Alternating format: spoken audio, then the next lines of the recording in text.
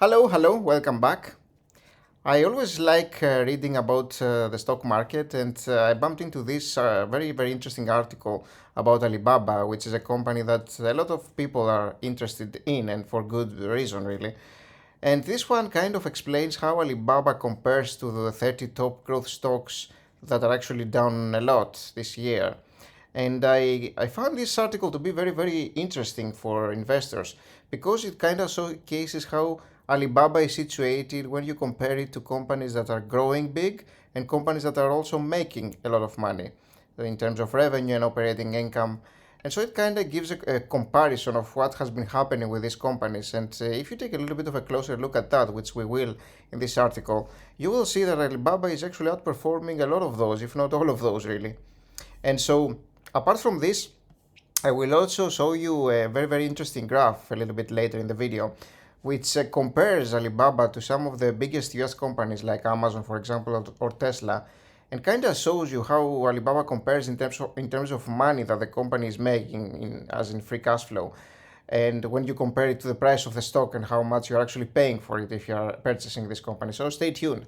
To start off, though, let's take a look at Alibaba's, which core businesses are commerce, cloud computing, digital media, and innovation. Obviously, commerce is the big one, of course. Alibaba is a big supplier of Amazon, and so a lot of its revenue comes from that, that's for sure. It's a behemoth, though, it's a super massive company.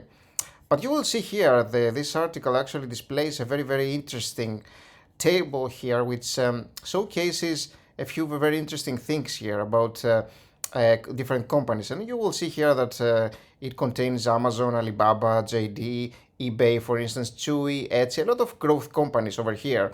And look at the returns over here. These companies have lost a lot, and that comes from the fact that they were overvalued. A lot of those were actually overvalued. Now, Alibaba also lost a lot of its value, but it's not about the overvaluing so much as it is China regulations and US regulations for China, plus the political climate really and some political fears for China is the core reason there.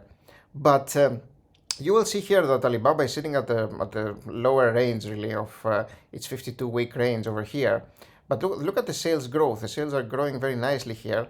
And look at the 5-year price to sales. The lower this is, the better it is for investors. And this is basically the lowest you will find here in terms of the ratio and the range. And an operating margin of 10% as well, and a super awesome gross margin too. And look at the comparison to most of these companies here. It's pretty high. And I think this is a very interesting graph because it kind of shows you how Alibaba compares to these very well known growth companies really. It's Alibaba seems to be growing a lot, regardless of the fact that they are already really big.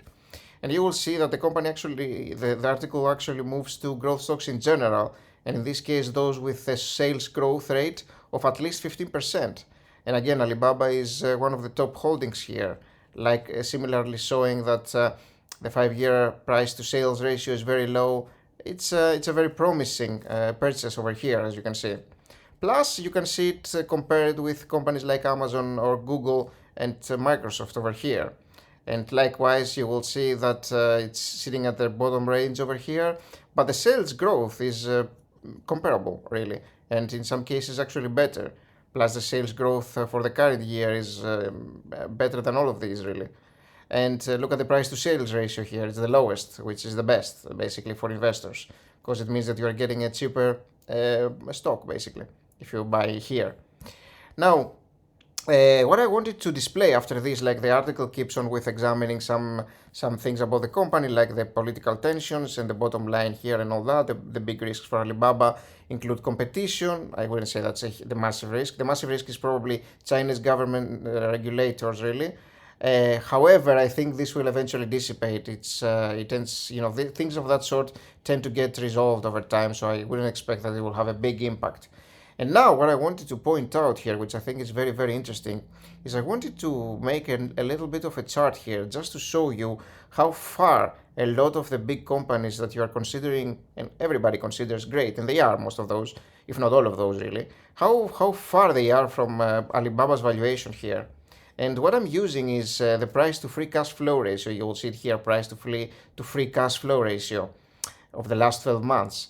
And this is a multiple of the free cash flow that the company is making when you compare it to the price per share that the company is actually valued at. And so obviously you want an as low value as possible here, because it means that you are paying a lower multiple for owning the stock in terms of its free cash flow again. And free cash flow is what the company is making in operating cash flow minus the capital expenditures that it has. So it's basically the money that they're making after all the expenses in terms of operations are accounted for.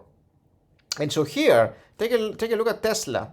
Tesla has been skyrocketing in terms of its price to free cash flow. It's 260 right now. It's massive. It's super high, meaning that you're paying a 260 times multiple of its free cash flow per share for Tesla. That is very, very expensive. Typically, you want to be paying 20 or less for a company to be undervalued, and the more you pay, the more you are paying for a sort of like extra just to get a company that has a potentially more growth into the future. That's why you would be paying a higher multiple, but you could be paying a multiple of 30, maybe even 35 in some situations, if you are feeling lucrative. But 260 is outrageous. It's a very, very high multiple over here. It actually used to be higher, 430 over here. That's absolutely insane. Likewise, look at Amazon, the price to free cash flow ratio skyrocketing over here. And we have made videos about Amazon and have discussed it. It's another very overpriced company. Again, an awesome company, but an overpriced company. And I'd have to think twice before potentially even thinking about owning Amazon at this current price. I wouldn't actually at this price. So, on the contrary, let's take a look at Facebook and Google here, which I think are much, much better offers. Look at that. They are sitting at a price to free cash flow ratio of about 30 to 31 really here, as you can see in this chart. So Facebook is 31.2, Google is 31. And this is still a little bit more expensive than I would want to get. However, these companies are growing nicely, and I would be willing to pay a little bit more. And of course, if they have a little bit of a decline, that's even better. So you can wait it out a little bit, because there are situations in the stock market, and many situations throughout the year, when the stock market goes down like 10%, 15%, or even 20% in some cases or more. And so why not wait it out a little bit and try to get the company at a better valuation? It happened with Facebook, went down 25% here. You see, it was 40x was the multiple before the latest earnings, where it dropped 25%. So this would be an opportunity, and I think it is an opportunity right now to get a little bit. Again, I would want to get it at a little bit of a lower price, but 31, you can make a case for it. I could add, and I would add actually some Facebook right now if I didn't have a lot already in my portfolio. And look at the bottom one though, Alibaba over here, sitting at 18.7 right now. Look at the difference. This is a massive difference here. So the company, when you compare it to these other four companies, and you can try all sorts of companies, you're going to get similar results here. Even if you try companies that you think are having tons of cash flow, you're not going to go that low. And Alibaba right now, because of that, having a multiple of less than 20, is one of the main core reasons really why I think it's really, really undervalued. And the fact that it has dropped a lot in price, you can see it here.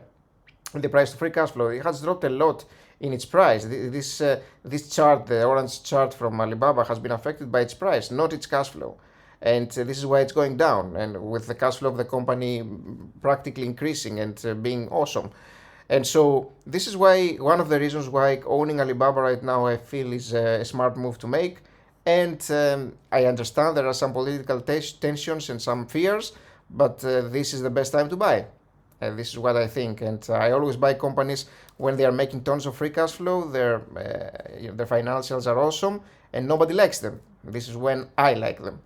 So hopefully that video was nice to watch for you. You found it enjoyable. And if you did, please like it and subscribe to the channel, because there's gonna be a lot more. I'm actually working on exclusive software for the channel here, so you definitely want to subscribe if you're interested in this. And you can also join our Discord channel. You can find a lot of information in there and a lot of people to chat with. And there's a link in the description box below in this video. And in the meantime, you may want to take a little bit of time and watch that video that I made earlier about Twitter. And I'm talking about the financials of Twitter and whether it's an interesting buy right here. Thank you for watching, and I'll see you in the next one, guys. Bye bye.